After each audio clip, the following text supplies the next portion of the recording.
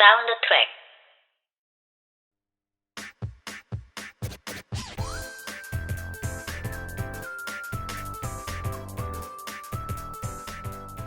안녕하세요. 저는 H고요. 여러분이 듣고 계시는 이 라디오 방송은 사운드 트랙입니다.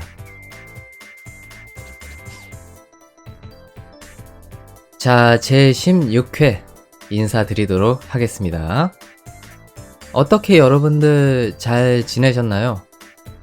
저는 요 몇 주간 상당히 정신없는 나날들을 좀 보냈습니다. 오프닝 삼아서 살짝 그 이야기들을 해보는 그런 과정을 좀 거쳐보도록 하겠습니다. 여러분들이 아실지는 모르겠는데 제가 팟빵이랑 유튜브 두 계정에 제 라디오를 업로드하고 있거든요. 근데 최근에 팟빵에서 어떤 업데이트가 있었습니다. 그 업데이트 내용이 뭐냐면 유튜브에서 영상을 보기 전에 띄워지는 그림이 있잖아요. 일명 썸네일이라고 표현을 많이 하는데 그 썸네일 기능이 팟빵에 이제 업데이트가 된 거예요. 그래가지고 저도 그 상황을 보면서 나도 그러면은 저게 발맞춰서 썸네일을 좀 만들고 동시에 유튜브에도 같은 규격이니까 그거를 좀 추가해 놓으면은 도움이 되지 않을까 하는 생각이 들어서 그것들을 만들기 시작했거든요. 그런데 전혀 제가 모르고 있던 어떤 특수한 지식을 하나 얻게 됐습니다. 그 폰트가 있죠? 글씨체. 그 폰트에도 저작권 개념이 있더라고요. 저는 그걸 전혀 모르고 있었는데 상업적으로 사용하면 안 되는 폰트를 만약에 상업적인 용도로 사용하는 그런 상황이 생기면 거기에 대해서 불이익을 받을 수 있는 그런 가능성들이 좀 존재하더라고요.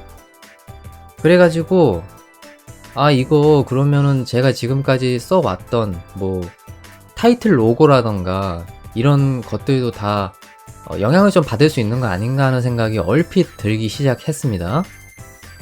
물론 저는 지금 팟빵이든 유튜브든 어떠한 계정으로도 수익을 창출하지 못하고 있습니다. 단 한 방울의 수익도 없어요. 한 방울의 수익도 없지만 어찌 되었던 간에 사람이 조심하면 나쁠 건 없잖아요. 그래가지고 되게 고민을 많이 했습니다. 특히나 이제 유튜브 같은 경우는 영상 형태로 돼 있다 보니까 아예 다 갈아엎어야 되는 상황이었거든요. 그래서 되게 고심을 많이 하고 있다가 그냥 결국에 전부 갈아엎었습니다. 지금 제 유튜브 계정 들어가 보시면 아실 텐데 전부 한 날 아니면은 한 3일에 걸쳐서 영상을 쫙 올려놓은 상태여가지고 마치 신입 유튜버가 영상 계정을 만든 것처럼 그렇게 보일 수도 있어요.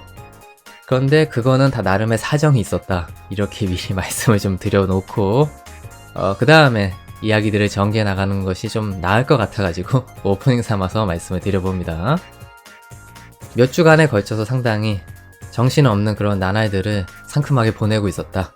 이런 말씀을 여러분들에게 전달해 보면서 저는 본격적으로 라디오에 돌입을 해봐야겠죠.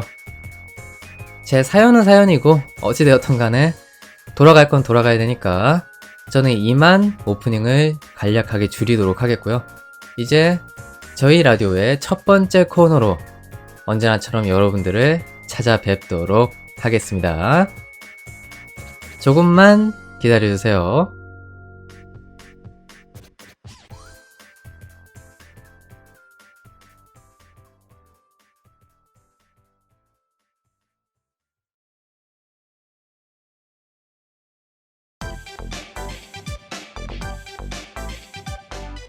꿀 같은 날에는 꿀꿀한 작품 어떠신지요? 리뷰 비스무리한 그것 사운드 트랙의 꿀잼 셀렉트 시간입니다.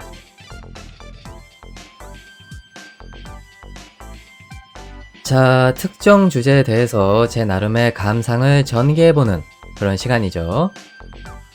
저번 회차에서 제가 어떤 작품을 보겠다고 말씀을 드렸었나요? 맞습니다. 액션물을 보고 오겠다고 당시에 말씀을 드렸었는데요.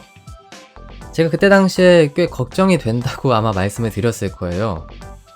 제 텃밭이 아닌 장르를 감상할 때 항상 이런 얘기를 꼭 토를 달죠.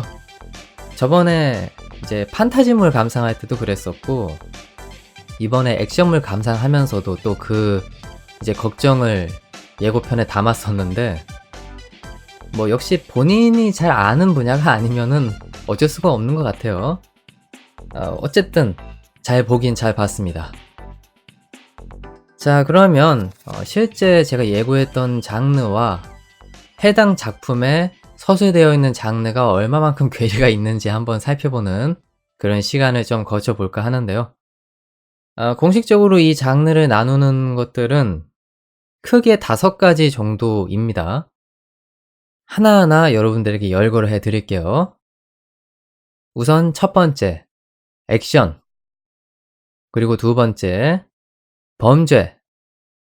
세 번째, 하드보일드. 네 번째, 누아르.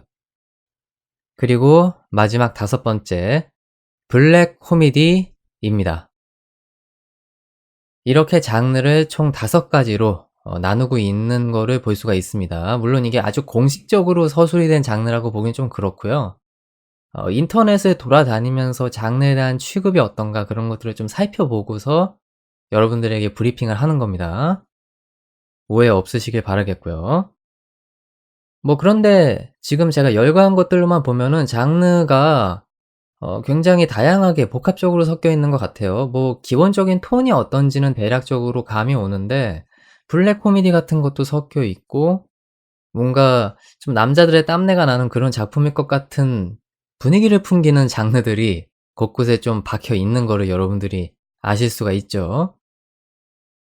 자, 어쨌든 이렇게 여러분들에게 장르를 말씀드려 봤고요.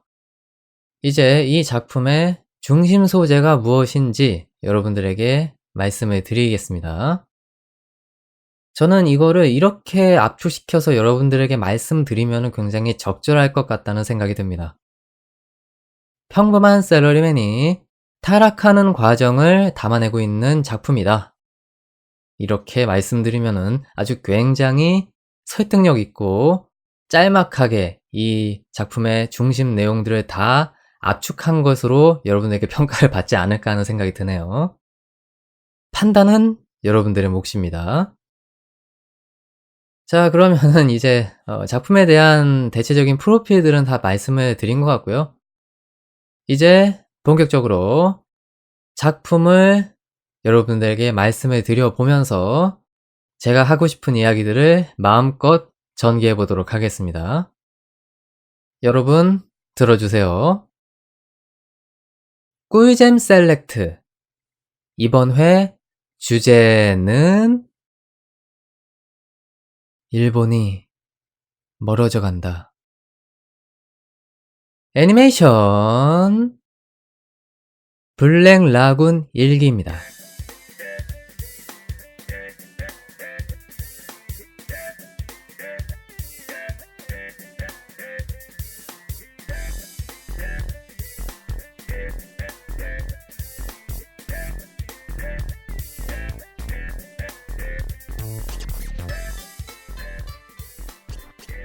일본의 회사 아사히 중공업에 근무하는 보잘것없는 샐러리맨 오카지마 로크로.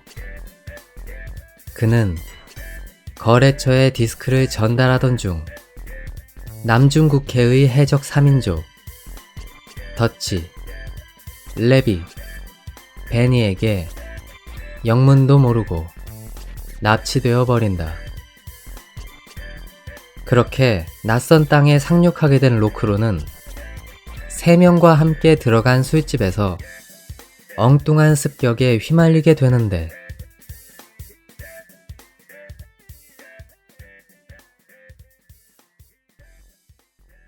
자, 이 작품 아마도 이렇게 표현하면 굉장히 적절하지 않을까 싶습니다.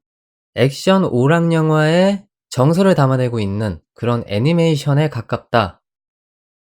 다만 제가 역시나 잘 모르는 영역이어서 이거를 제대로 해석해서 여러분들에게 잘 전달을 해 드릴 수 있을지는 좀 미지수긴 한데 그래도 저는 제 감상에 굉장히 솔직하려고 노력을 할 거고요. 여러분들도 그 부분을 부디 이해해 주셨으면 좋겠다. 이렇게 좀 말씀을 드려보도록 하겠습니다.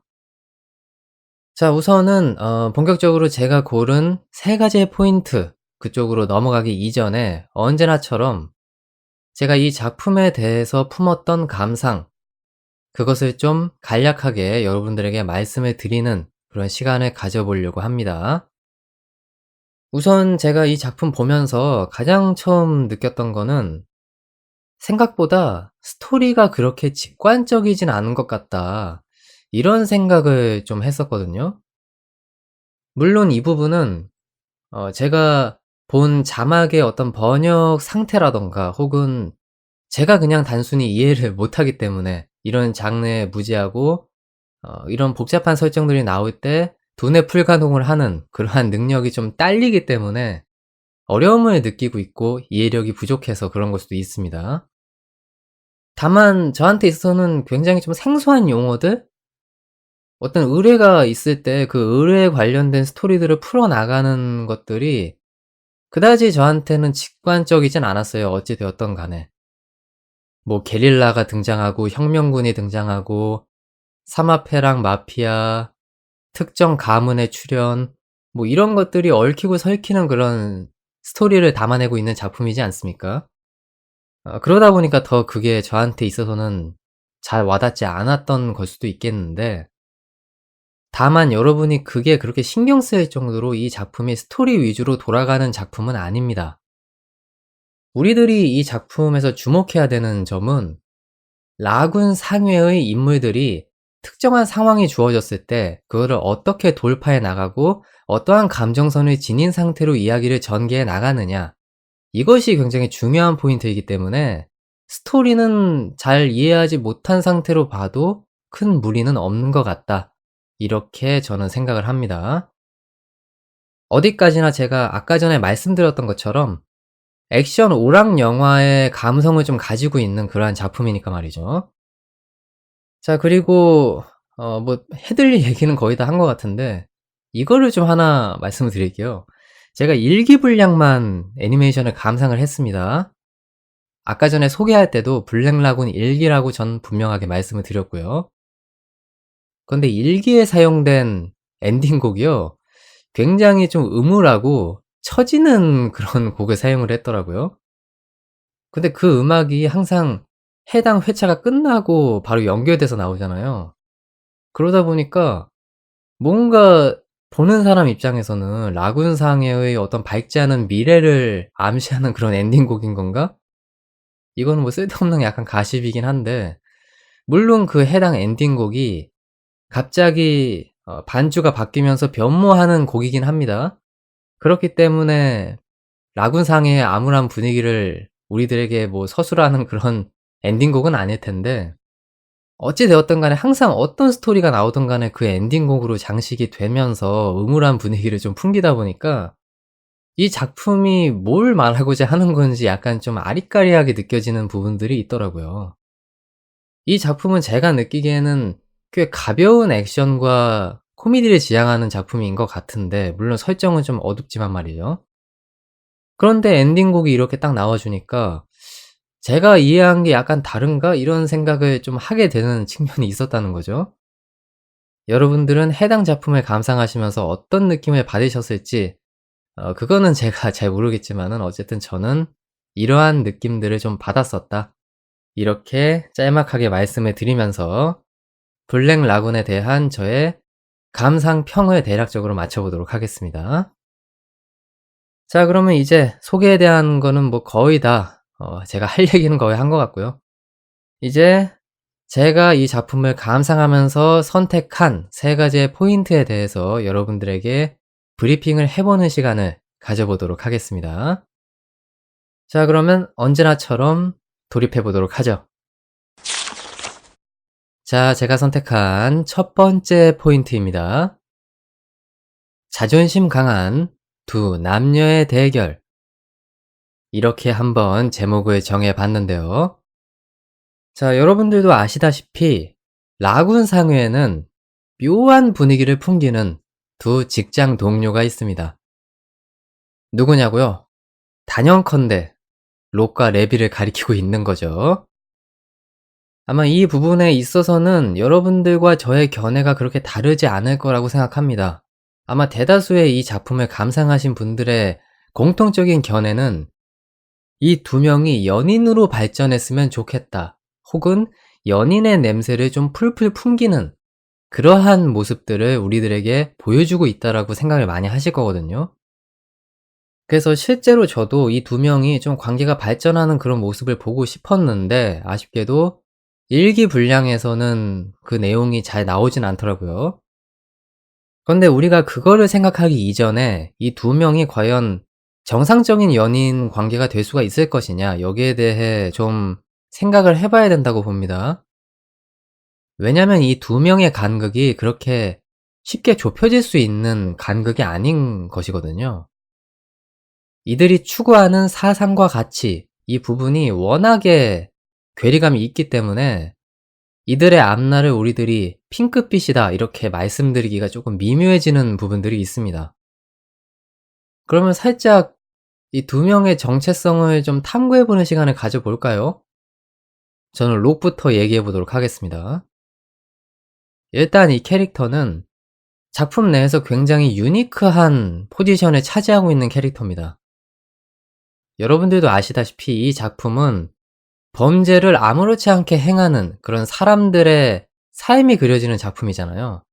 그런데 록 같은 경우는 인륜을 추구하고 선을 행하는 것에 대해서 거리낌이 없는 그러한 모습을 보여주고 있거든요. 그렇기 때문에 이 캐릭터와 엮이는 여러 가지 스토리들이 굉장히 재미있게 우리들에게 다가올 수 있는 건데, 근데 또 어떤 측면에서 보면 이 캐릭터가 그 영역을 자신만의 영역이라고 생각하고 또 작가도 그렇게 느꼈는지 좀 족쇄화시키는 약간 그런 느낌도 얼핏 들긴 들어요. 본인은 무조건적인 선을 추구해야 되는 사람이다 라는 어떤 강박이 있는 건진 모르겠는데, 일반인의 감성을 계속 놓치지 않기 위해서 이미 본인이 악의 소굴로 발을 디뎠는데도 불구하고 계속 그 오피스룩을 유지하는 걸 볼 수가 있죠. 이것은 아마도 록 본인이 라군상에 입단을 하긴 했지만 그들과 섞일 수 없는 그런 정체성을 가지고 있는 사람이라고 하는 거를 우회적 내지는 굉장히 직접적으로 우리들에게 보여주고 있는 장치라고 저는 생각을 합니다. 한마디로 악을 행하기에는 좀 어울리지 않는 면모가 많은 그런 캐릭터로 그려진다는 거죠. 그리고 그의 파트너 레비에 대해서 좀 생각을 해보면 이 캐릭터는 록이랑은 완전히 상반된 캐릭터성을 보유하고 있습니다. 범죄에 대해서 굉장히 관대한, 거기에 대해서 아예 그냥 일말의 양심의 가책도 없는 이러한 모습을 보여주거든요. 그렇게 그 캐릭터가 삶을 영위하게 된 이유는 뭐 당연스럽게도 성장 과정의 차이겠죠? 굉장히 불우한 사회, 어두운 유년 시절을 보냈던 그런 경험이 있기 때문인지 물질 만능주의적인 사고방식을 가지고 있고 또 폭력을 행하는 데 있어서 아무런 거리낌이 없는 그러한 모습을 보여주고 있습니다.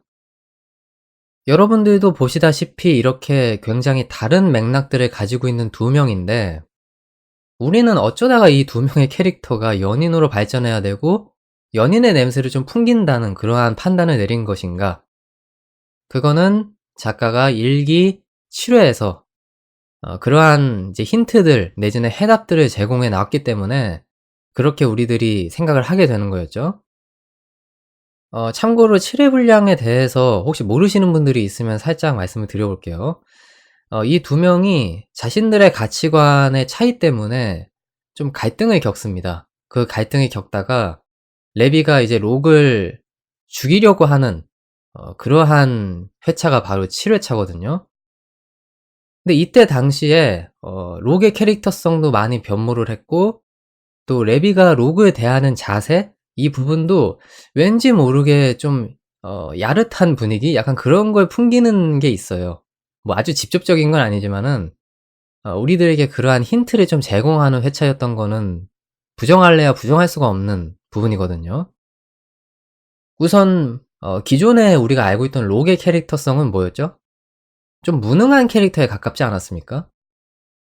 1회에서 대담한 두뇌파 플레이를 보여줌으로써 이제 블랙 라군에 입단을 하게 되었던 건데 그 이후의 행보들을 보면 뭐 좀 이런 표현이 적절할진 모르겠는데 샌님 같고 뭔가 자신의 1인분을 제대로 해내지 못하는 그러한 모습들을 많이 우리에게 비쳤었거든요. 그러다 보니까 저는 작가가 이 캐릭터를 그냥 무능한 캐릭터로 계속 밀고 나가려고 하나 보다 이렇게 생각을 했었는데 7회에서 예상 밖의 굉장히 영특한 모습을 보여줍니다. 자세한 내용은 여러분들이 직접 감상을 하시면은 그 내용을 아실 텐데 이 캐릭터가 확실하게 대담한 그런 두뇌파 플레이를 보여주는 그러한 인물로서의 캐릭터성이 더 좀 뛰어난 인물이구나. 이런 거를 우리가 대략적으로 판단해 볼 수 있는 회차였고 또 이제 그러다가 랩이랑 완전히 사이가 틀어져서 이제 죽이네 마네하는 상황이 발생했을 때도 랩이에게 거의 훈계에 가까운 연설을 보여줍니다. 근데 이게 어떤 상황이었냐면 레비가 총구를 록에게 겨눈 상태에서 죽일지 말지를 판가름하는 그런 상황이었거든요. 한마디로 본인의 목숨이 담보되어 있는 그런 상황이었던 건데 이때 굉장히 자신의 그 뜻을 굽히지 않고 확실하게 레비에게 이야기하는 이러한 터프한 모습을 보여줬단 말이죠. 그래가지고 이 캐릭터에 대한 저의 시선이 많이 바뀌게 된 그러한 회차였다고 여러분들에게 말씀드릴 수가 있겠습니다. 그리고 그때 당시 이제 록이 했던 이야기가 레비에게 꽤 영향을 줬다라고 그때 당시에는 생각을 많이 했었거든요. 그때 이런 얘기를 했었죠. 내가 일본에서 버림을 받았을 때 나를 끌어당겨 준 건 바로 레비다. 그런데 네가 그때의 그들과 똑같이 나를 내동댕이 치려고 하는 그러한 모습들과 말들을 늘어놓는 그걸 보면서 나는 도저히 참을 수가 없다. 네 입에서 그러한 대사들이 나오는 거를 정말 나는 견딜 수가 없다. 이런 식의 이제 훈계를 하는 그 모습을 볼 수가 있거든요. 그 얘기가 나오고 나서 갑자기 레비의 태도가 살벌한 태도였다가 굉장히 좀 당황스럽고 어찌할 바를 모르는 듯한 그런 모습을 이제 내비치게 된단 말이죠. 그 점을 보면서 아마 많은 사람들이 그렇게 느꼈을 거예요. 레비가 저렇게 반응하는 거는 록이 제가 말씀드렸던 그러한 대사를 일종의 고백의 표현으로 쓴 것처럼 그러한 뉘앙스로 이 작품이 그려내고 있기 때문에 레비가 그거를 받아들이는데 약간 당혹감을 느끼는 이러한 연출로서 사용된 거라고 많은 분들이 생각을 하셨던 걸 거거든요. 그리고 실제 그 일이 벌어지고 나서 이제 경찰차에 연행이 되는 그러한 장면이 나오는데 거기서 아주 찐한 장면이 하나 나오죠. 담배 키스. 설마 그 담배에 불을 붙이는 그 행위를 그런 식으로 이상 야릇하게 표현할 줄은 저는 전혀 눈치를 못 채고 있었는데 그게 단연컨대 이 블랙 라군 일기의 명장면입니다. 진짜 정말 단연컨대라고 말씀을 드려도 부족함은 없을 거예요. 그래서 그러한 이제 내용들을 다 우리들이 감상했던 입장에서는 이 두 명 연인이 되는구만. 뭔가 좀 대우가 바뀌고 서로 좀 알콩달콩한 이러한 그런 하드보일드적인 장면 나오는 거 아니에요? 이렇게 생각을 많이들 하셨을 건데 근데 아쉽게도 8회부터의 분량에서는 뭐 그다지 바뀐 거 없이 둘이 그냥 서로를 대하는 그러한 장면들이 이어집니다. 굳이 바뀌었다라고 표현을 하면은 갈등을 겪기 이전의 단계로 다시 돌아갔다? 이렇게 표현하는 게 적절할 것 같거든요. 그만큼 본인들이 서로가 서로에 대한 어떤 감정이 어떤지를 그다지 작품상에서 디테일하게 그려내고 있진 않습니다. 그렇기 때문에 이제 시청층의 입장에서는 김칫국을 마신 셈이 되는 거죠. 물론 저는 만화 분량을 모르고 애니메이션 2기 분량에서 그러한 장면이 나오는지는 잘 모르겠습니다. 하지만 뭐 1기 분량이 그런 식으로 마무리가 되었기 때문에 보는 입장에서는 좀 아쉬움을 많이 담아낼 수밖에 없었다는 거죠. 뭐 결론적으로 보면은 그냥 둘이 자존심 대결을 좀 했고 그리고 뭐 서로가 서로에 대한 차이를 인정한 정도. 이해하려는 노력보다는 그냥 인정했다는 표현이 적절할 것 같습니다. 그런 정도의 이제 진도라고 볼 수가 있겠는데 과연 이 두 명의 관계가 진짜 어떻게 될지는 작가의 판단에 달렸겠죠. 하지만 우리는 절대적으로 레비와 록이 연인이 되기를 바라고 있을 겁니다. 과연 작가의 판단은 어떨까요? 자, 제가 선택한 두 번째 포인트입니다. 제목을 한번 이렇게 정해봤습니다. 가족 같은 라군 상회. 자, 제가 과연 이 주제를 왜 꺼내들었을까요? 여기에 대해서 제가 좀 이야기를 해봐야겠다라고 생각을 했던 이유가 블랙 라군 3회에서 록이 독백을 하는 장면이 있었거든요. 이때 록이 이런 식으로 생각을 하는 걸 볼 수가 있습니다. 동료들은 강한 개인주의에 빠져 있다.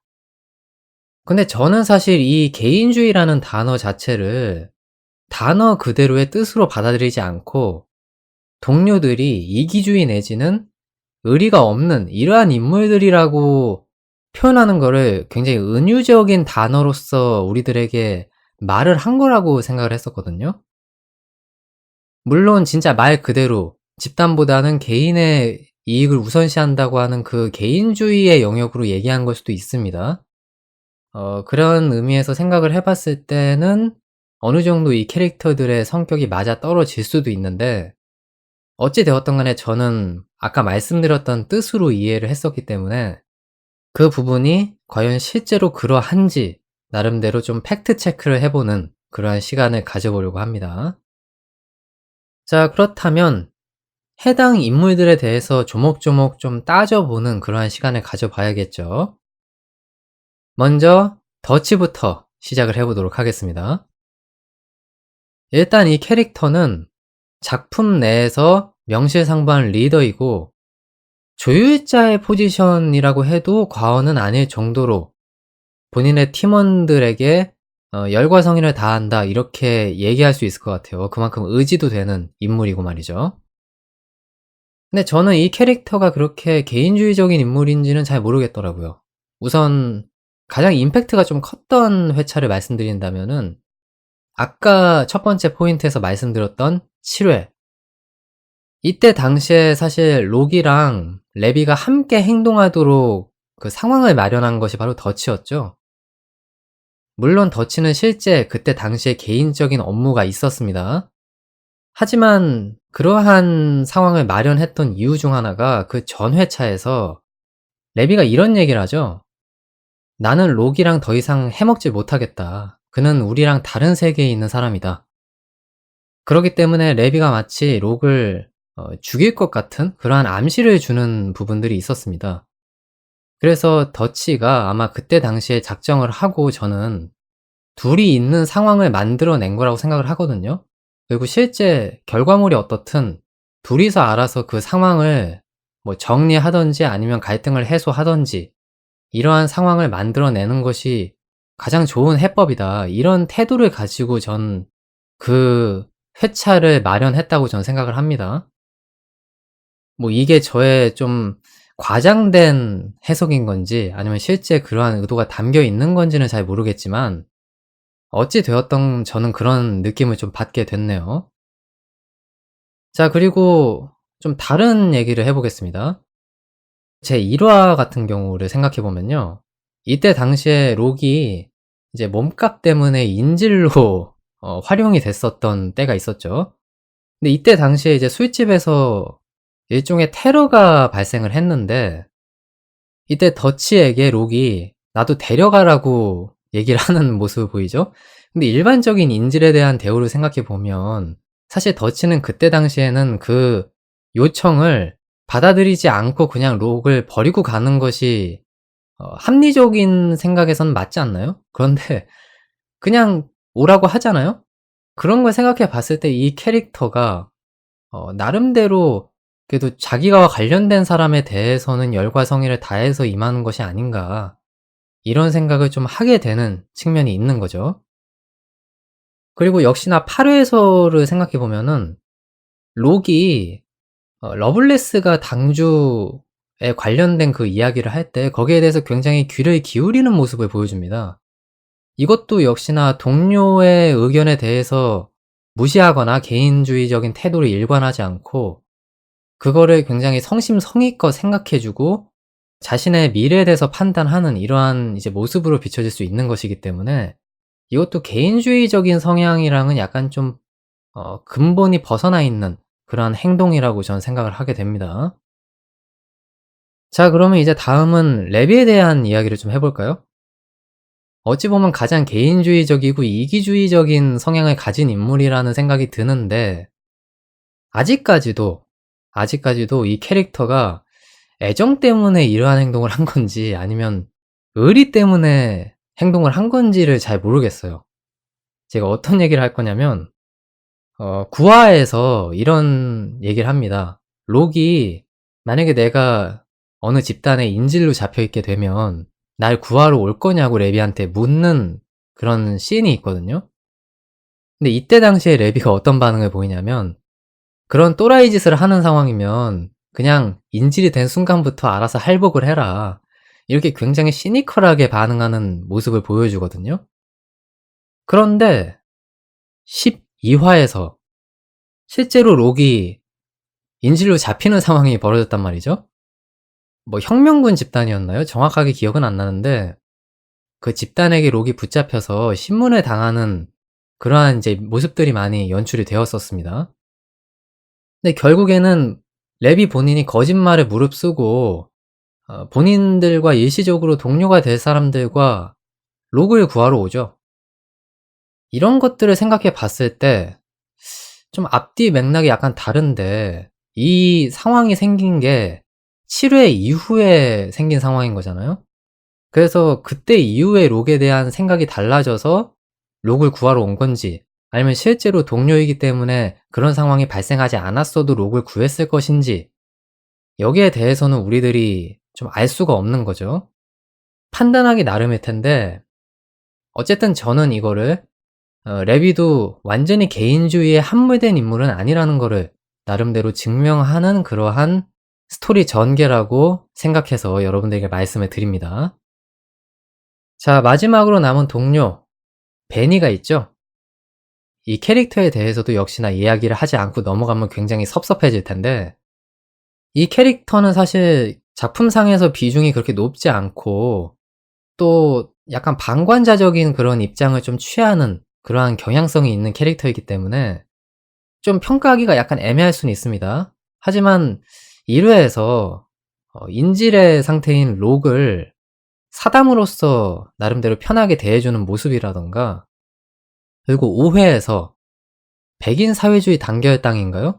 그 인물들이 이제 수중에 있는 록이랑 레비를 죽일 상황이 생기니까 덫을 부르면서 그들의 어떤 신변에 대한 태도를 어떻게 해야 될지 이제 닥달하는 그러한 상황이 생겼었죠. 그리고 본인이 나중에 상황이 다 끝나고 나서 이 두 명이 살아있기를 빌면서 나는 그렇게 덫이처럼 간이 크지 않다. 이러한 이제 말을 하는 걸 봤을 때 역시나 동료에 대한 우애, 나름의 의리는 있는 캐릭터이지 않나. 이렇게 평가할 만한 여지들이 좀 곳곳에 산재해 있다고 저는 생각을 합니다. 자, 그래서 이렇게 좀 여러 가지로 알아봤는데 근데 저는 사실 작품의 세계관을 생각해 봤을 때 라군상해의 인물들이 의리가 없다, 지나치게 개인주의자다 이렇게 얘기를 하는 것이 좀 이치에 맞진 않는다고 생각을 하거든요. 왜냐면 명백하게 악당들로만 구성이 된 그런 세계관에 이 인물들이 놓여 있는 거잖아요. 그들과 거래를 한다던가 어떤 요구사항에 응대해서 의뢰를 받는 그런 상황이라고 하면 당연히 이들에게 있어서 가장 큰 신용의 대상이라고 하는 건 역시 의리 아니겠습니까? 직장 동료들을 막대하거나 그냥 내버려 두고 방치하고 될 대로 되라는 식으로 덮어놓고 그냥 뭔가 일을 처리하는 상황이라고 하면 그들 업계에서는 그렇게 신용을 받기가 힘들겠죠. 그러한 것들을 생각해 봤을 때 이 인물들이 당연스럽게도 의리를 가지는 것은 필수 요소적인 측면이 아닌가 이런 생각이 또 들었고 또 한편으로는 이 작품이 아까 장르 얘기할 때 블랙 코미디적인 측면이 있다고 했잖아요. 세계관은 세계관인 거고 나름대로 익살적인 측면들이 좀 부각이 되는 그러한 애니메이션이라는 것입니다. 한마디로 좀 악인의 호탕함이라고 하는 요소들이 이 작품의 재미를 이끌어 나가는 그런 중요한 맥락 중 하나인데 그런 요소들이 표현이 되려면 당연스럽게도 본인 동료들과의 관계라고 하는 것이 어느 정도 우호적인 분위기여야 되고, 그러니까 사무적인 상황에서는 그런 요소들이 나오기가 좀 힘들잖아요. 그래서 그런 것들을 생각해 봤을 때 이들이 개인주의적인 성향으로 그냥 함몰이 되어 있는 인물들일 수 없는 그런 아주 중요한 잣대이지 않나 하는 그런 생각이 들었습니다.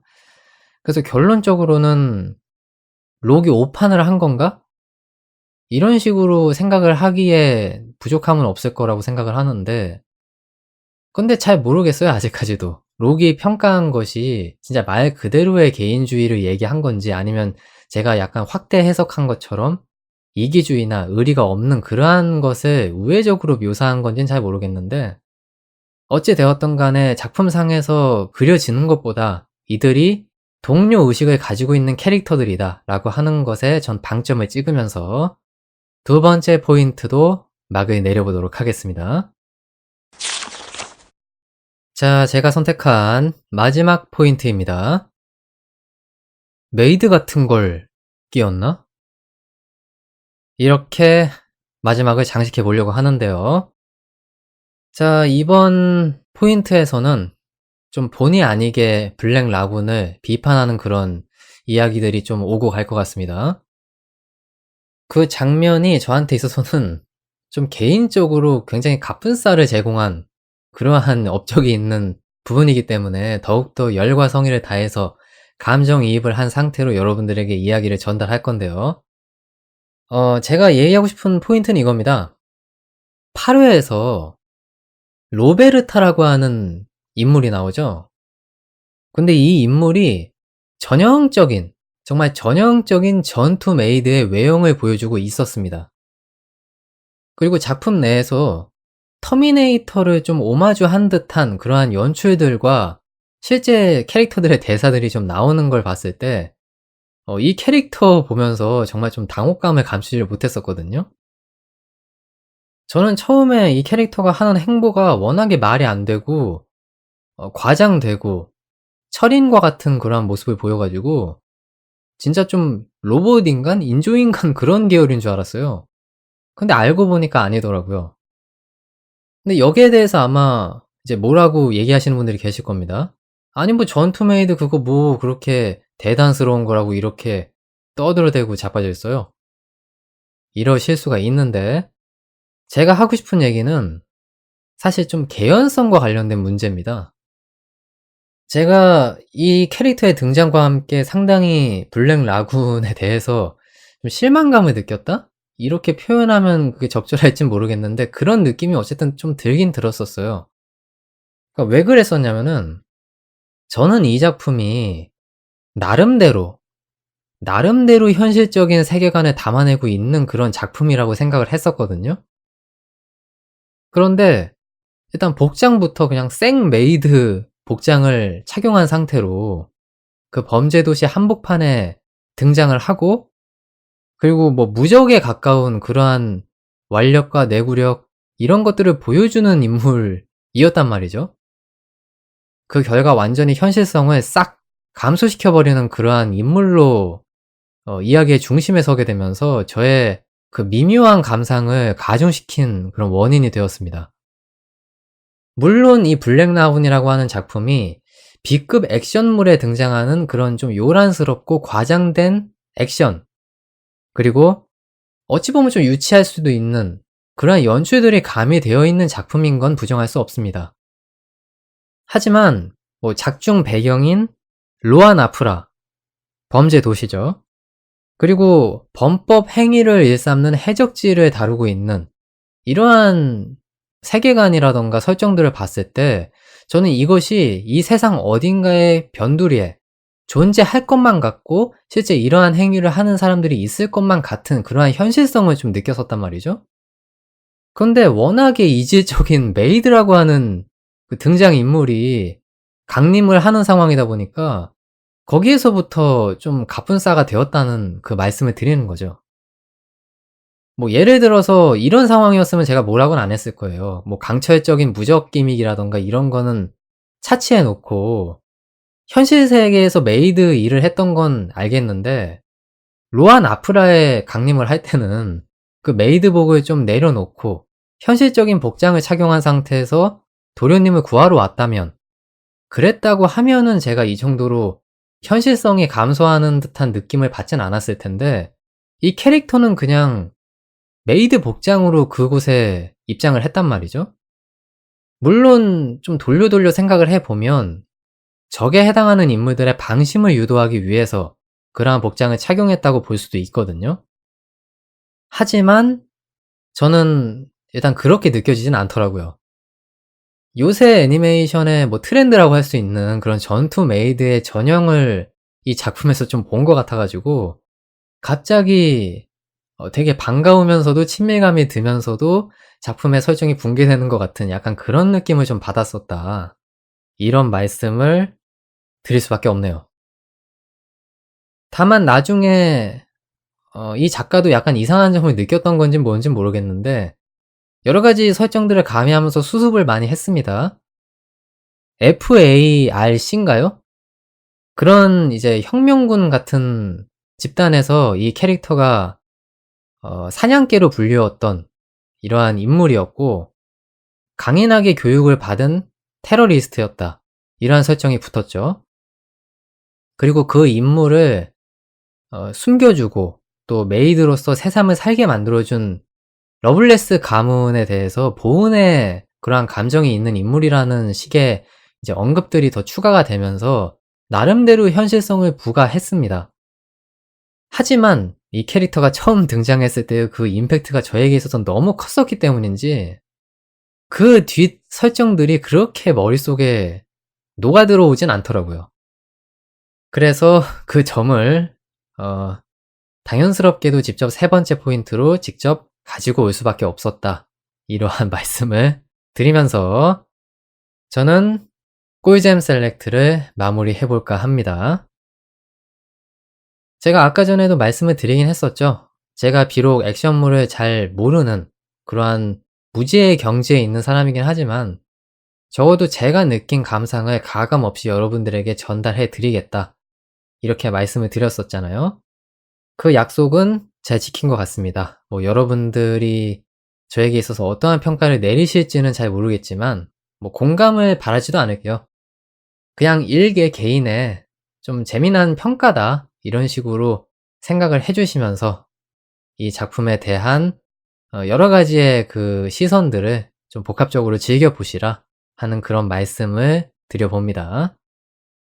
그럼 이제 슬슬 꿀잼 셀렉트 어지간히 맞춰보고요. 다음 코너를 준비하러 저는 떠나보도록 하겠습니다. 저는 그럼 머지않아 곧 다음 코너로 다시 찾아뵙도록 하겠습니다. 사운드 트랙.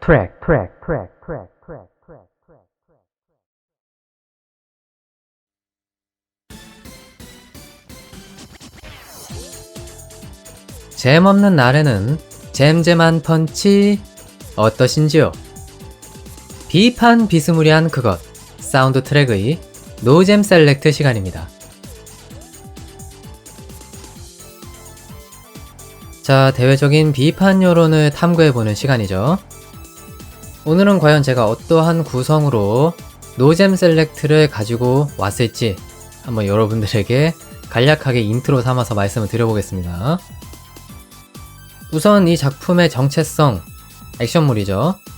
그리고 범죄가 일상적으로 일어나는 그러한 세계관을 다루고 있는 작품입니다. 그러다 보니까 그것과 관련된 비판 그리고 여론들이 상당히 좀 형성이 돼 있는 것을 캐치해낼 수가 있었고요. 그리고 이 부분이 좀 재미가 있는 게 작가에 대한 가십이 이 작품의 평판에 대한 그런 영향을 좀 끼치고 있는 것을 또 확인할 수가 있었습니다.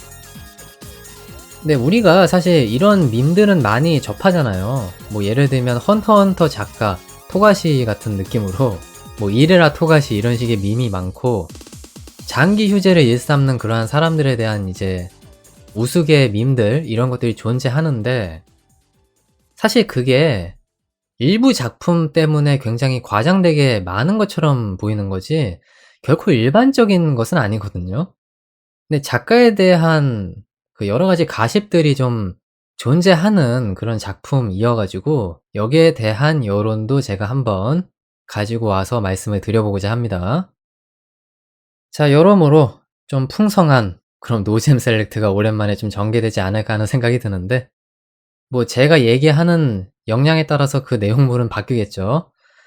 한번 본격적으로 시작을 해 보도록 하겠습니다. 애니메이션 블랙 라군 일기를 감상한 당신, 무슨 생각하니?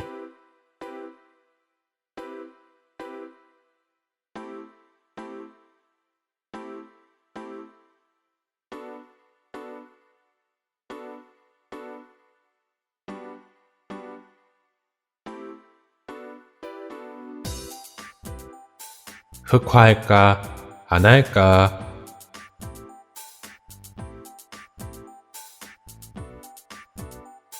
좋은 친구들.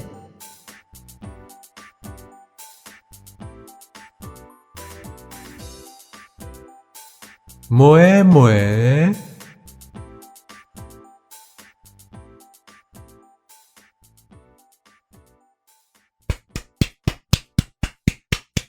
예, 잘 들었습니다. 이것이 바로 당신네들의 시선이었습니다. 자, 제가 과연 이러한 메인 DC들을 가지고 어떠한 이야기를 펼쳐낼까요? 여러분들 좀 궁금하신가요? 제발 궁금하셨으면 좋겠는데 뭐 어떨지 모르겠습니다만, 역시나 저는 제가 할 일을 다 해보도록 하겠습니다. 자, 그러면 본격적으로 첫 번째 시선 돌입을 해보도록 하겠습니다. 자, 여러분의 첫 번째 시선입니다. 과연 작품의 주인공인 록이 흑화를 할 것인가 하지 않을 것인가, 여기에 대한 여론이 존재하는 것을 확인했는데요. 제가 꿀잼 셀렉트에서 이 캐릭터에 대해 평했던 거를 기억하실지 모르겠는데, 유니크한 캐릭터다 이렇게 말씀을 드렸었습니다. 악의 소굴에 있는 캐릭터지만 선한 마음, 그리고 일반인의 감성을 품고 있다는 것이 이 작품 상에서는 상당히 유니크하게 비춰질 수밖에 없는 그러한 특수 포지션인 것은 아마 다들 부정하지 않으실 거거든요. 그러다 보니까 이 캐릭터가 과연 타락을 할 것인가, 아니면 타락하지 않고 그대로 그 캐릭터성을 유지한 상태로 앞으로 나아갈 것인가, 여기에 대해서 여러 가지로 좀 걱정 어린 시선을 보내시는 그러한 분들이 계시더라고요. 그리고 대부분 이 의견을 표출하시는 분들의 스탠스는 록이 흑화를 하지 않았으면 좋겠다 라고 하는 것에 방점을 찍고 있는 것을 알 수가 있습니다. 뭐 어찌 보면 당연하다면 당연한 그런 시선이에요. 왜냐면 록이라고 하는 캐릭터가 사실상 스토리에 열쇠를 쥐고 있는 캐릭터잖아요. 그렇기 때문에 이 캐릭터가 변모하게 되면 당연스럽게도 작품의 판도가 바뀔 수밖에 없습니다. 그래서 그 부분에 대한 노파심이 상당 부분 반영된 그런 여론이라고 볼 수가 있겠는데요. 저는 그런데 사실 이 여론을 보면서 갑자기 좀 그런 생각이 얼핏 들었어요. 혹시 이것이 이 작품을 보신 시청층의 인지 부조화의 산물이 아닐까. 이분들이 아마 록의 변화를 반대하시는 가장 큰 이유 중 하나는 본인들이 록에게 감정이입을 했기 때문이 아닐까, 이런 생각이 좀 듭니다. 그렇기 때문에 이 캐릭터가 선역으로서, 그리고 어느 정도 정의로움을 유지한 상태로 계속 이 작품의 중심을 채워나가 주기를 바라는 그러한 시선일 수 있다는 건데요. 갑자기 이런 생각으로 좀 이야기를 전개해 나가다 보니까 뜬금없이 데자뷰를 하나 느낀 게 있었어요. 바로 제가 12회 때 다뤘던 오버로드, 이 작품의 노잼 셀렉트에서 다뤘던 그 여론이 있었는데, 당시에 제가 어떤 설명을 했었냐면, 작품의 주인공인 아인즈 울 고운이라고 하는 인물은 감정이입을 하기가 좀 힘든 인물이다, 이렇게 말씀을 드렸었거든요. 근데 블랙 라군의 록 같은 경우는 많은 분들이 감정이입을 잘 하시는 것 같아요. 그래서 거기에 대한 그 맥락들이 좀 눈에 띄었던 건데, 저는 이 두 캐릭터가 요소적인 측면에서 봤을 때는 확실하게 공통점이 있는데 결론이, 결론이 약간 차이가 있다. 이런 식으로 정리를 좀 하고 싶거든요. 제가 무슨 얘기를 하고 싶은 거냐면 이 두 명은 일단 명백하게 악행을 저지르고 있는 게 맞습니다. 하지만 내면에는 평범함을 감추고 있고 굉장히 일반적이고 어느 곳에서나 볼 수 있는 그런 사람의 태도를 내면에 감추고 있단 말이죠. 단지 이 두 명의 캐릭터가 그 부분에 있어서는 확실하게 공통점이 있는데 차이점이 뭘까요? 바로 아인즈 울 고은 같은 경우는 본인이 악행을 스스로 자신 있게 능동적으로 저지르는 그러한 인물이라는 데 차이가 있고요. 록은 그에 반해서 본인이 악행을 딱히 저지르고 싶진 않지만 본인이 속한 집단의 생리, 그리고 자신이 속할 수 있는 터전을 지키기 위해서 악을 행하고 있다라고 볼 수가 있습니다.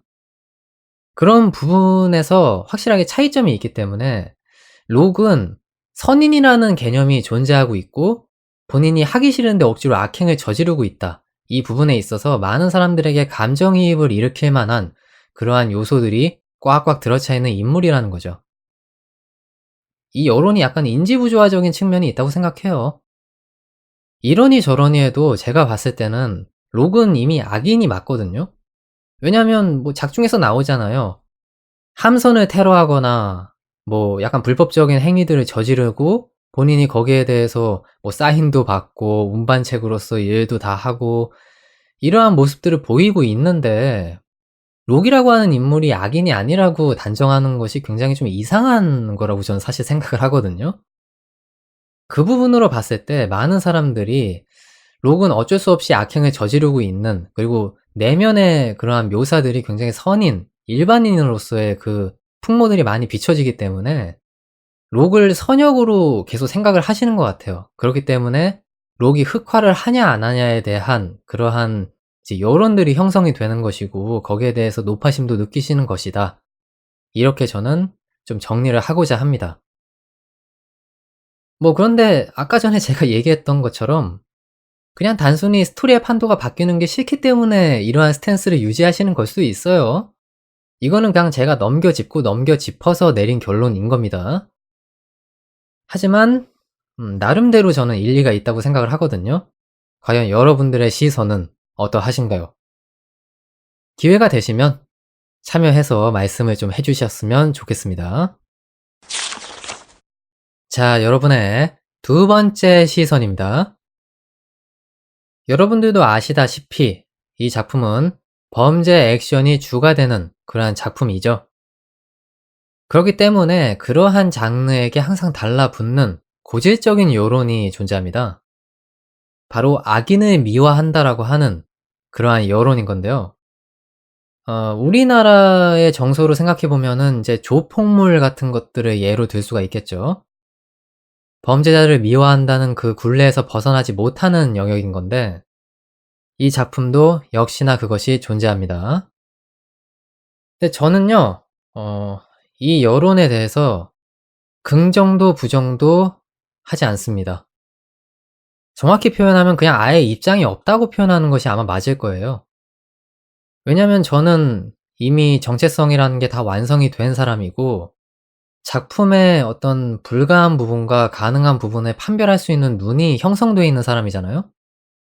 그래서 제가 어떤 입장을 낸다는 것이 굉장히 미묘한 영역인데 그냥 뭐 되게 사무적인 느낌으로 이 작품이 미화를 하고 있느냐 미화를 하지 않고 있느냐의 그 영역을 여러분들 나름대로 판별할 수 있도록 그렇게 좀 제시를 해 보도록 하겠습니다.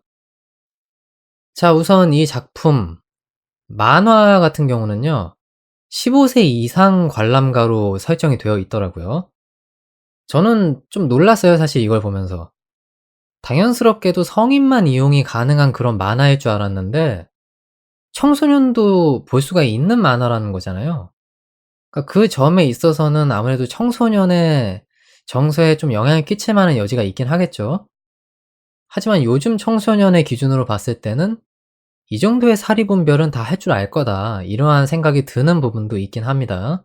뭐 여러분들의 판단이 어떠실지 모르겠네요. 자, 다음으로 이 작품이 과연 악인을 미화하고 있는 그러한 사상들이 좀 엿보이는 작품이냐, 여기에 대해서 말씀을 드리고 싶은 건데, 저는 이 장면을 좀 언급을 하고 싶더라고요. 역시나 또 등장을 어지간히 하게 되는 회차인 건데, 7회차가 있습니다. 록과 레비가 언쟁을 펼치는 부분이 있었죠. 이때 당시에 록이 로빈훗에 대한 이야기를 꺼내거든요. 물론 그 대사가 레비와의 언쟁 도중에 화가 나서 그냥 막 지른 대사일 수도 있습니다. 하지만 그때 당시에 그 로빈훗에 대한 이야기는 록의 정서가 반영된, 그리고 작가의 생각이 반영된 그러한 결과물이라고 저는 생각을 했거든요. 로빈훗이 없다면 본인이 로빈훗이 되면 되지 않느냐, 이러한 대사였는데, 이것이 저한테는 약간 조금 미묘하게 들리는 측면이 있긴 했었습니다. 자신들이 행하고 있는 악행을 일종의 합리화하는 그러한 대사가 아닌가, 이러한 식으로 좀 받아들여질 만한 여지들이 있다고 저는 생각을 하거든요. 마치 본인들이 의적인 것 마냥 그렇게 포장을 하는 대사일 수 있다는 겁니다. 근데 여러분들도 아시다시피 작품을 보시면요, 블랙 라군, 즉 라군 상회에서 일삼고 있는 악행은 의적의 그 행위와는 굉장히 괴리감이 있고 거리감이 있는 그러한 모습들을 많이 보이고 있거든요. 그리고 실제로 그 부분에 대해서 본인들이 내숭을 부린다던가 자각을 하지 못하는 그러한 모습은 거의 나오지 않는 것 같아요. 본인들이 확실하게 악행을 하고 있다는 걸 인지한 상황으로 그렇게 서술이 많이 되고 있는 것 같고, 또 어떤 측면에서 생각해 보면 라군상의 삶을 상당히 멋지구리하게 그렇게 표현하고 있다는 것도 우리들이 부정을 할 수는 없습니다. 하지만 뭐 당연한 거죠, 이거는. 그렇다고 뭐 라군상해가 악행을 저지르면서 시궁창에 사는 그러한 모습을 그리고 있는 작품으로 이 애니메이션이 존재한다라고 했을 때 과연 사람들이 그걸 재미있게 볼 수가 있겠습니까? 이거는 뭐 만화상의 작법으로 충분히 우리들이 생각해 볼 여지가 있는 거긴 하죠. 그리고 뭐 단편적으로 생각해 봤을 때 그들의 상사격이라고 할 수 있는 호텔 모스크바의 발랄라이카인가요? 그 인물과 그리고 3화패에 등장하는 샹이라고 하는 인물에 대해서도 많은 팬층이 존재하는 걸 우리들이 확인할 수가 있는데, 이들의 삶도 굉장히 멋지구리하게 그렇게 묘사가 많이 되고 있긴 하죠. 그런 것들로 봤을 때 악역을 미화한 것으로 우리들이 볼 수 있는 여지들은 역시나 많이 산재해 있다고 볼 수가 있겠습니다. 근데 이렇게 생각을 해보면 어떨지 모르겠는데, 이들을 만약에 정부 기관에 소속되어 있는 그러한 특수 요원들이라고 생각하고 이 작품을 봐도 그렇게 괴리감이 느껴지지 않을 정도로 이들이 굉장히 스타일리시하고 멋진 삶을 살고 있는 것처럼 그렇게 묘사가 되고 있는 측면들이 있긴 하기 때문에, 역시나 그 범주로 우리들이 고민을 해보면 악역 미화라고 하는 그 굴레에서 벗어나기는 아마 쉽진 않을 것 같다 하는 그런 생각이 들긴 합니다. 뭐 어찌 되었든 간에 이런 여러 가지 이야기들을 살짝 해보긴 했는데, 아까도 말씀드렸지만 저는 입장이 없습니다. 제가 뭐 이것이 누군가에게 악영향을 끼치고 악역을 미화한 거기 때문에 유해 매체다 이렇게 얘기하기에는 너무도 정체성이 완성이 되어 있는 사람입니다. 그래 가지고 딱히 영향을 받지 않으니까 거기에 대해서 제가 과감하게 어떤 코멘트를 남긴다던가 혹은 너무 좀 조심성 없게 코멘트를 남기는 거는 약간 미묘한 영역일 수가 있는 거거든요. 그래서 이거는 여러분들의 몫으로 남기는 것이 올바른 것 같은데, 뭐 이미 얘기하다 보니까 사실 악역 미화하는 쪽으로 좀 기울어지긴 했네요.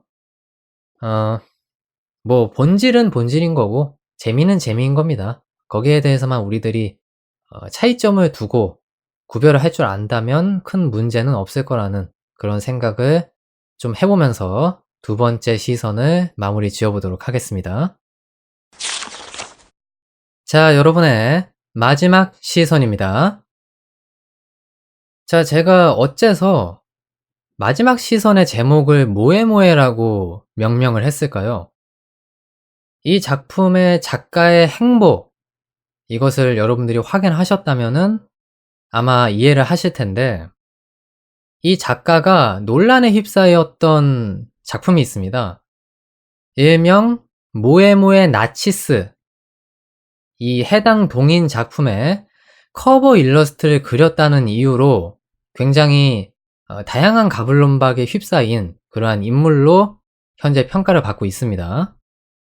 그리고 동시에 이제 작가의 사상이 좀 의심되기 시작하는 거죠.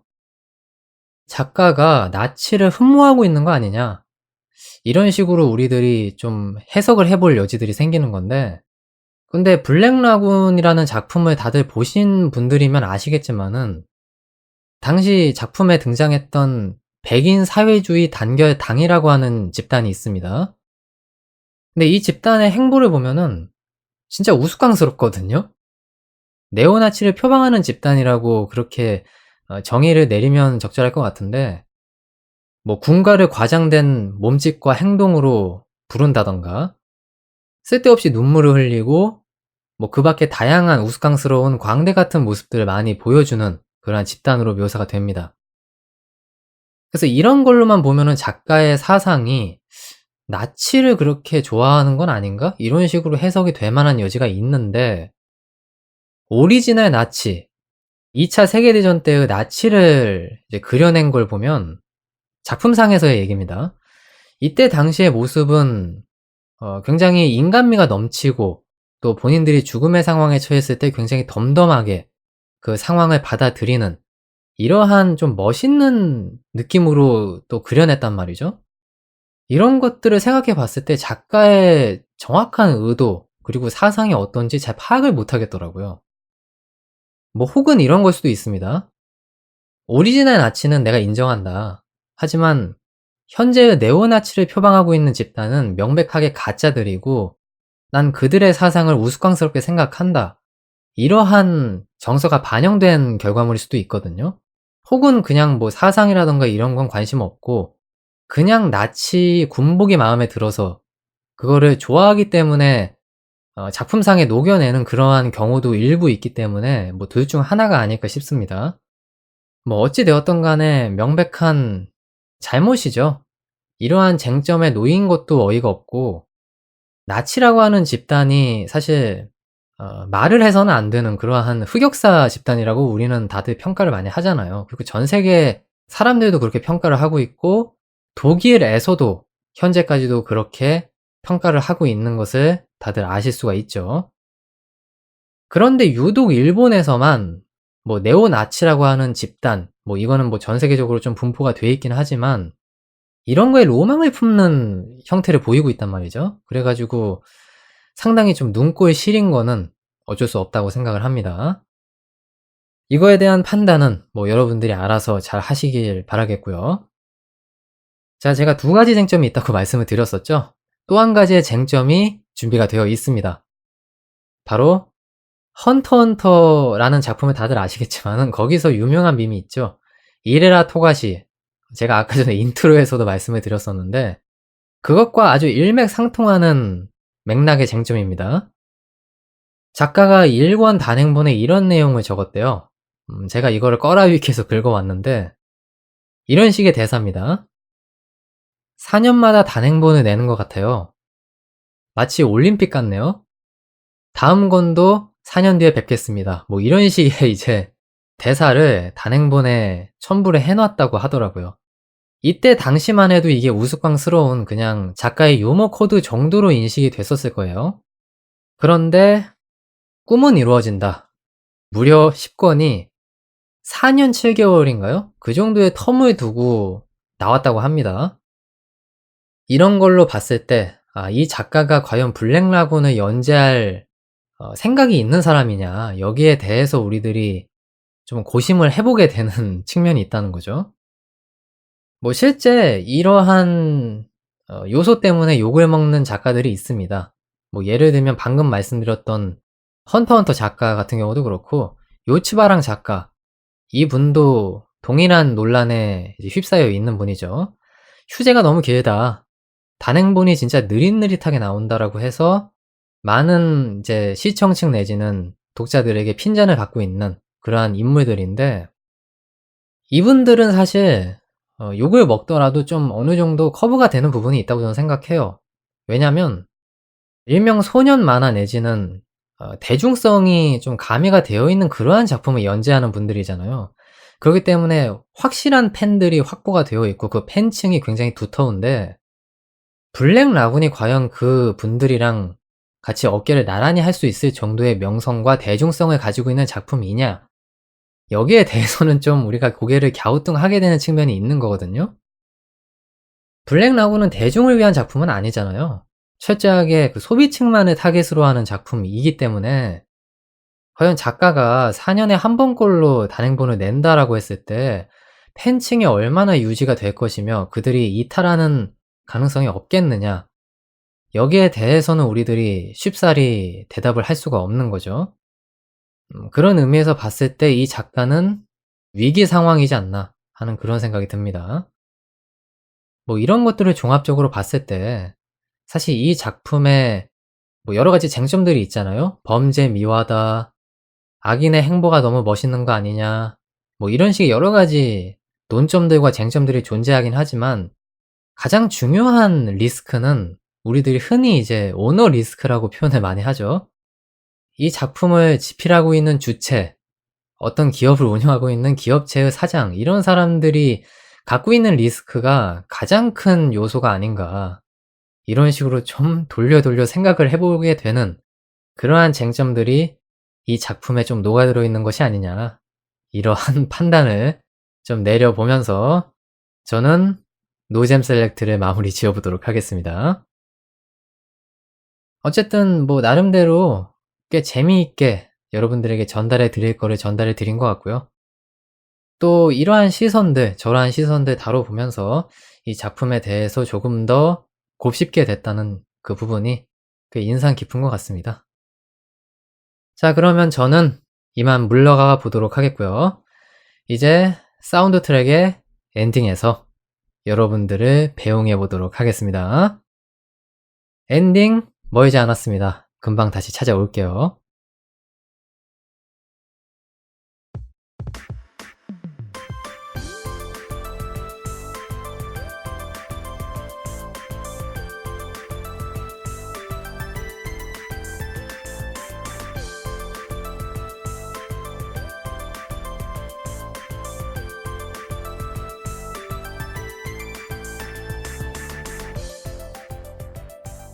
자, 여러분, 라디오 재미있게 잘 들으셨나요?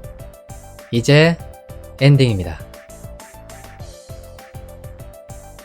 우리들이 흔히 음식 먹을 때 내 취향의 음식이 아니다라고 하는 표현이 이건 내 맛이 아니다 이런 식으로 말을 하는 경우들이 있잖아요.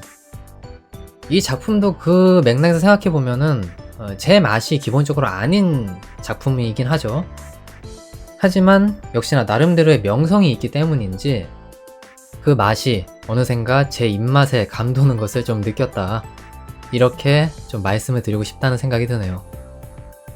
역시 취향에 맞는 신문물이라고 하는 것이 굉장히 좀 산뜻하게 다가오는 측면이 있는 것 같긴 해요. 다만 뭐 언제나 성공할 수는 없는 거니까 약간의 노파심과 함께 사운드 트랙에서 앞으로 어떠한 작품을 다뤄야 될까, 여기에 대한 좀 숙제를 항상 좀 떠안는 느낌이 듭니다. 앞으로 저한테 남은 과제가 과연 사운드 트랙에서 메카물이라던가 약간 어두운 톤의 작품을 다뤄낼 수 있을 것인가, 이 부분이거든요. 제가 그런 종류의 작품을 진짜 잘 못 보는 편이기 때문에 아직까지도 좀 들고 오기에 약간 제약이 있거든요. 그런데 이렇게 조금씩 훈련을 하는 겁니다. 제가 이런 종류의 톤의 작품을 가지고 올 수 있겠다라는 그런 마음을 먹을 수 있게끔 계속 조금씩 자극을 늘려나가는 건데 아마 수건 사업이 될 것 같아요.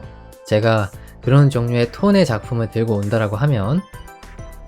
그래서 뭐 그것을 조용히 흐뭇하게 지켜봐 주시면 참 감사하지 않을까, 이런 생각을 곁들여 보면서 사운드 트랙은 이제 마쳐보도록 하겠습니다. 자, 그러면 언제나처럼 다음 편에 제가 어떤 작품을 들고 올 것인가 예고를 살짝 드려야 되겠죠. 고생 많이 했습니다. 고생 정말 많이 했어요. 멘탈 케어가 필요한 시점이 다가왔습니다. 다음 편은 제가 좋아하는 일상물 깔끔하게 한번 들고 와서 여러분들에게 브리핑 해보는 그런 시간을 가져오도록 하겠습니다. 여러분들도 아마 꽤 재미있게 보셨을 테니까 그 부분에 힘입어서 이 라디오도 재미있게 들으실 수 있을 거라고 생각합니다. 그 정도로 굉장히 대중성이 있는 작품을 또 하나 들고 올 거니까요. 그때를 기대해 주시면서 사운드 트랙의 앞날을 흐뭇하게 지켜봐 주시길 바라겠습니다. 자, 그러면 진짜 이제 마무리 지어보도록 할게요. 좋은 하루 보내세요. 지금까지 사운드 트랙이었습니다.